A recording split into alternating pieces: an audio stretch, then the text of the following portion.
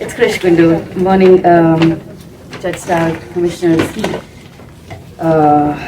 Director Wood.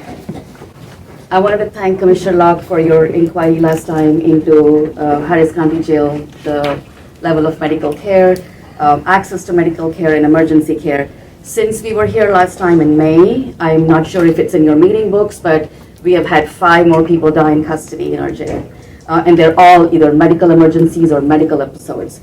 I know Dr. Porsa can't speak to this, but we have to keep sending these complaints. I'm going to pass them out. We've got to keep sending these complaints to your medical director and to Dr. Porsa because families can't seem to get any intervention when they file complaints through the website. And you'll hear from some families that are here today about how much they had to struggle to get basic medical care. So I really appreciate your line of questioning about how the staffing was impacting access to medical care. The other point I want to make is that since January, since the new DA took over, our jail population has gone down by 12.8%. But that has not reflected in the number of people that are getting shipped out to Louisiana and Mississippi.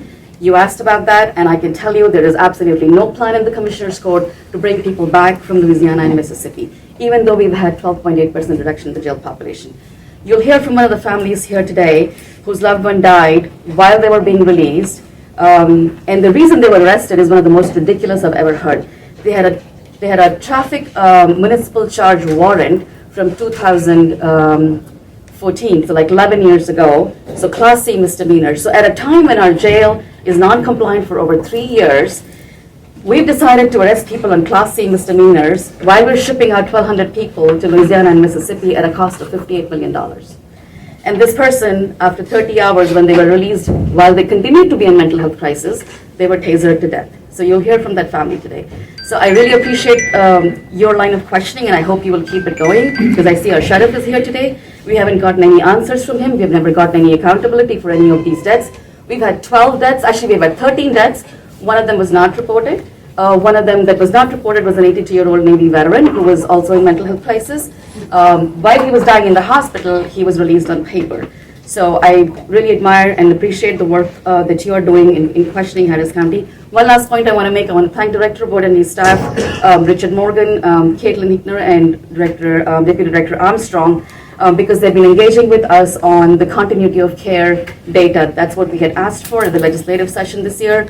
A rider passed, and so we really appreciate them engaging with us and working on that data to measure how our public mental health system is failing. And we're spending public safety dollars to address a public health issue. I also want to thank them for engaging with us on the maternal health and mortality report.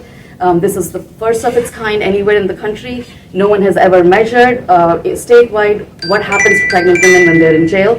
And so I really appreciate their willingness to collaborate with us on this report. Thank you so much. Thank you.